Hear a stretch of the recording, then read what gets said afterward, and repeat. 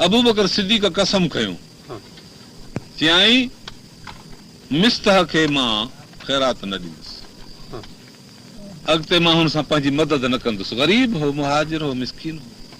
हज़रत सिद्दीक़ अकबर तिजारत बि कंदो हो, कमाईंदो बि हुयो, पोइ हिन खे बि ॾींदो हो, पंहिंजनि ॿियनि ग़रीबनि माइटनि खे बि ॾींदो। अॼु कसम खयईं त जंहिं नबीअ जे घर वारीअ ते तुहमत ॾिनी आहे, हिन खे अबू बकर सिद्दीक़ ख़र्च ॾे, थी नथो सघे। कसम खणी छॾी, वल्लाह करे छॾी, ख़ुदा जो कसम, बास न ॾिबो। ऐं इहो दिलि में हिन कसम खणी अहदनामो पको करे छॾियो। अलाह ताला क़ुर जी आयत नाज़िल कई, साॻी सूरत फुक़रा, तव्हां में फज़ीलत वारो हमरा कसम थो खणे ग़रीबनि जे इमदाद ॾियण खां, सो कसम न खणे। लफ़्ज़नि जी माना सम्झो की न? अलाह फरमायो तव्हां मझां हिकु फज़ीलत जो साहिब, भलाईअ जो मालिक कसम थो खणे त मां ग़रीबनि सां मदद न कंदुसि, सो कसम न खणे। हाणे हुज़ूर अनवर सल्लल्लाहु अलैहि वसल्लम ते जॾहिं आयत नाज़िल थी त अबू बकर सिद्दीक़ ॾे माण्हू मोकिलियो। जॾहिं अबू बकर सिद्दीक़ आयो, चए त सिद्दीक़ अकबर, चईसीं लबैक सादिक़, तो को कसम खयो आहे छा? इहा ॻाल्हि सम्झ चङी तरह, तो को कसम खयो आहे छा? ॾिसी, हा कसम कयो।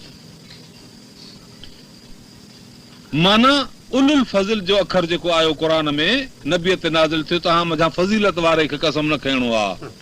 अलाह ताला इहा गुज़ारत ॾेई छॾी त फज़ीलत वारो कसम न खणे।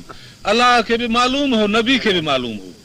नबी साईं जन इन में सिद्दीक़ अकबर खे घुरायो, न उमर फारूक खे घुरायो, न उस्मान गनी खे न घुरायो, न हज़रत अली साईं खे घुरायो, न तलह ज़ुबैर खे घुरायो, न साद सईद खे घुरायो, न कंहिं ॿिए माण्हू खे घुरायो, न अबू उबैदा बिन जराह खे घुरायो, अशरतुल मुबशरा ॿिया बि केतिरा हुया, कंहिं खे न घुरायो। घुरायो सिद्दीक़ अकबर खे, चई अदा तो कसम खयो आहे छा? जे हा साईं मां कसम खयो आहे। कहिड़ो कसम थी तुंहिंजो? चई साईं मां मिस्तह खे कसम खयो आहे त न ॾींदुसि। फरमायो अलाह त फरमाए त तव्हां मुंहिंजो फज़ीलत वारे खे कसम न खणणु घुरिजे, ग़रीबनि जे ॾियण खां कसम न खणे। छा अलाह तव्हांजा गुनाह बख़्शे? इहा ॻाल्हि तव्हांखे नथी पसंदि अचे? चई साईं रब मुंहिंजा गुनाह बख़्शे, इहा ॻाल्हि मूंखे पसंदि अचे थी, मां कसम खे टोड़ियां थो, इहा वरी ख़ैरात इन खे ॾींदुसि। तंहिंजी माना त सिद्दीक़ अकबर जी फज़ीलत इहा क़ुर में ईअं साबित आहे जो अलाह मोकिली, नबीअ सुञाती, सिद्दीक़ अकबर खे सॾु करे ऐं पुछियुसि त वरी कसम बि उन वटि लधो। हाणे जेकॾहिं को शख़्स चवंदो त सिद्दीक़ अकबर 1.25 लख सहाबा जो सरदार न आहे त उहो काफ़िर आहे, छो त क़ुर तो हुनजी फज़ीलत बयानु करे न। या न त ॿी का हुनजी माना करियोसि का ॿी माना, या आहे त क़ुर जी कढी फिटी कयो क़ुर में, ख़ुदा खे चयोसि त मोटाए वठो आहे त नथी खपे असांखे।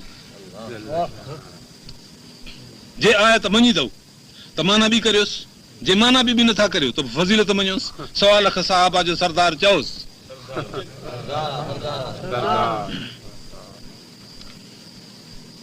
सलात पढ़ो रसूलुल्लाह सल्लल्लाहु अलैहि वसल्लम।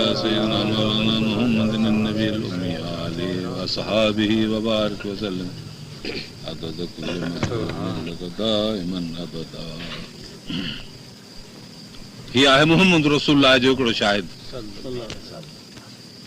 इन्हनि क़ुर जी ख़िदमत कई, जंहिं रसूलुल्लाह जे रिसालत जी शाहिदी ॾिनी। हुज़ूर अनवर सल्लल्लाहु अलैहि वसल्लम जीअं जो मथां जबल तां लही आया, क़ुर शरीफ़ नाज़िल थी वियो। इक़रा बिस्मि रब्बिकल लज़ी ख़लक़ ख़लक़ल इंसान मिन अलक़, इहा सूरत इक़रा नाज़िल थी। पाण जो रस्ते में आया त ॾिठो सिद्दीक़ अकबर बीठो आहे। फरमायोसि त फलाना जी क़ुर्बान थियां, मूंखे जबल ते ही वाक़ियो ॾिसण में आयो आहे। चयो साईं पोइ छा हो उहो? चई त उते मूंखे अचे ही सूरत जा अखर सेखारियईं, इक़रा बिस्मि रब्बिकल लज़ी ख़लक़।